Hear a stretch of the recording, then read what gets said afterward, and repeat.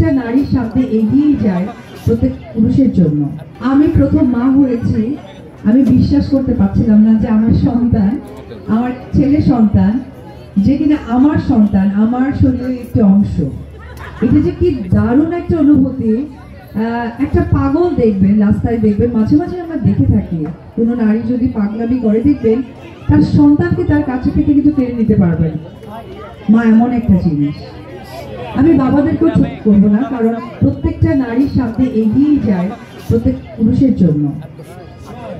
আমি আজকে অপু বিশ্বাস, অবশ্যই সেখানেও একজন পুরুষের কিন্তু অবশ্যই একটা সান্নিধ্য, ভালোবাসা, দোয়া এটা আছে। এবং এখানে যে নারীরা কাজ করছেন, আমার মনে হয় তারাও কিন্তু একটি পুরুষের সাপোর্টটা পায়। যেমন আমার ডানে একরা আপু, বায়ে ভাইয়া, সে সাপোর্টটা কিন্তু তাকে করেন। আমি দেখছি স্টেজে যে তাকে কতটা সাপোর্ট দিচ্ছে।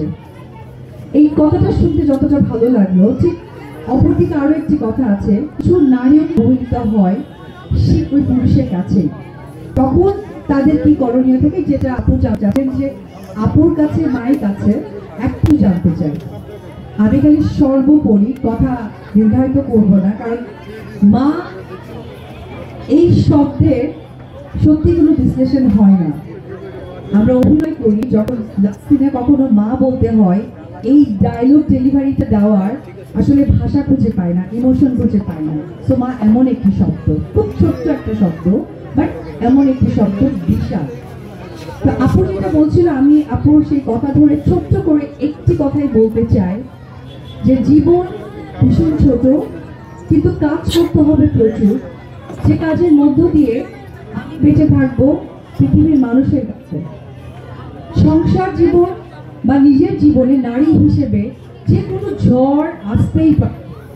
আমাদের মানুষ হিসেবে দায়িত্ব, কর্তব্য যে সেইটাকে উপরের সামনে কি করে এগিয়ে যায়। আর এইটার উদ্দেশ্যটাই হচ্ছে আমার থেকে যেন অপর প্রান্তের কেউ একজন শিখতে পারে। তো আমাদের সকলের লক্ষ্য সেটাই হওয়া উচিত, যে আমরা মানুষকে যেন শেখাতে পারি, শিখতে পারি।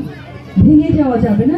অনেক সময় দেখা যায়, আমরা ফেসবুকে দেখি যে কোনো একটি নারী তার সংসার জীবন, প্রেমিক জীবনে বিতাড়িত হয়েছে, একটাই পথ বেছে নেয়, হয়তো সুইসাইড, হয়তো বা জীবনটাকে ডিস্ট্রয় করে ফেলে কোনো না কোনোভাবে।